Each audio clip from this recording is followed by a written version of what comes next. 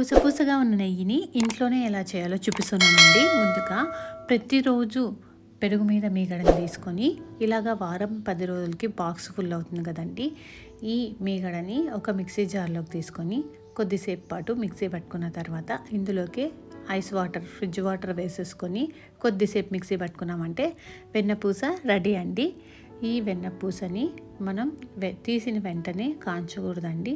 2 సార్లు మంచినీళ్ళతో శుభ్రం చేయాలి.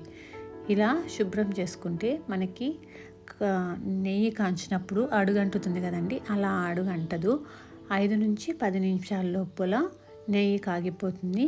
ఇంకా నెయ్యి మీద ఉండే బ్లాక్ కలర్, మామూలుగా నెయ్యి మీద ఎక్కువ గసి వస్తుంది కదండి కాంచడం, అలా ఏమీ రాదు. చాలా బాగా స్వచ్ఛంగా ఉంటుందండి. చూడండి, 5 నుంచి 10 నిమిషాల లోపల నెయ్యి కాగిపోతుంది.